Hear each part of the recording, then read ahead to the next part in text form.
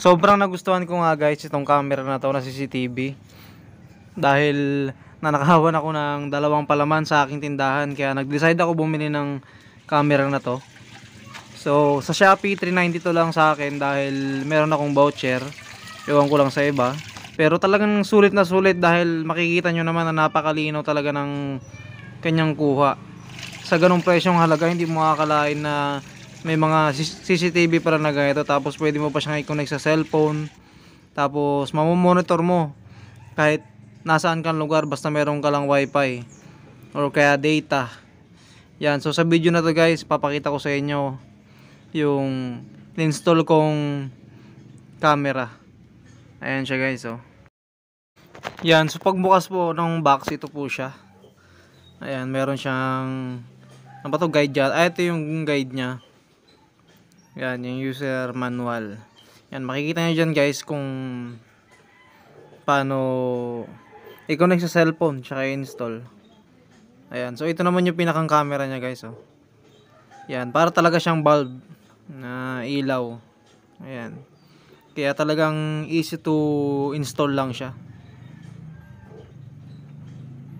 Tapos ito naman meron siyang kasamang receptacle.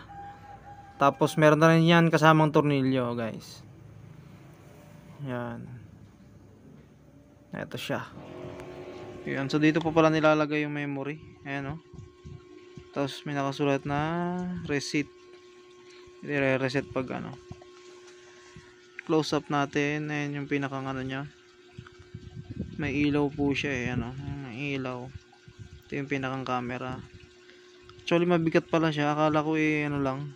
Magaan lang na parang bumbilya lang talaga.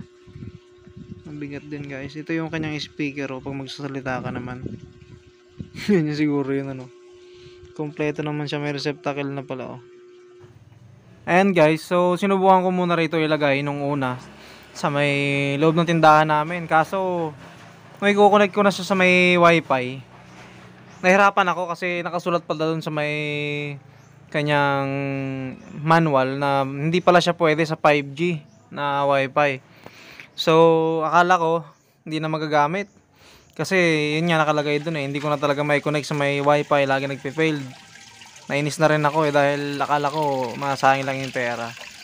So ayun, pinaayos ko sa may kapatid ko na IT. Yun, pwede naman palang ano lang pala yung wifi, may 3G naman pala yun, yung sa may PLDT. Kaya yun guys, na-connect niya na. Tapos yun, natuwa nga kami sa resulta dahil ano nga pala siya, malinaw talaga. So yung mga ipapakita ko pala dito guys, hindi pala yun yung HD na nakuha niya, no? Kasi naka SD lang. Pero yung HD mas malinaw pala talaga siya sa may SD na yon. So pwede nyo naman i-set down sa HD. Hindi ko lang kasi sinet sa HD kasi matakaw sa memory guys eh. Kasi ang kailangan lang naman natin makuha natin yung caption ng katulad ako, yun, nanakawan nga ako ng palaman. So yun, gusto ko lang makita talaga kung sino yung nanguha na yun. Ayan guys, so kung makikita nyo yun, no, susundan niya, may motion na siya na automatic na pag may nakita siyang tao o kaya pag gumagalaw na yung tao na naka-caption niya, susundan kanya guys eh. Yun yung maganda sa kanya. Na automatic lang yan. Pero pwede mo rin siyang i-manual. Meron din siyang manual control. Hindi ko lang maipakita kasi hindi ko may screenshot sa may ano ko, sa may cellphone. Na-screenshot ko pala siya pero hindi ko ma-edit na ilagay dito sa may sa may video. Ayaw niya mailagay sa video kaya yun, nagkaganyan. Yan, so masabi ko lang dito sa camera na to, talagang sulit kasi sa 392 pesos ano. Hindi kasama doon guys yung memory yung camera lang yun, yung CCTV lang. So ayos na rin, di ba? Isipin mo yun, 392 pesos makakapag-capture ka na kahit nasa malayo ka. Makaka-capture mo kung nasan yung mga nagbabantay mo sa tindahan, ganun, kung ano nangyayari doon. Tsaka maganda pa dyan guys pala, pwede kang magsalita, pwede kayong mag-usap nung tawag dito, nung nagbabantay dun sa may tindahan mo kapag wala ka. Tapos narinig mo talaga yung mga ano yung mga nagmamarites sa gilid. Kahit na medyo malayo, siguro mga yan ba yun?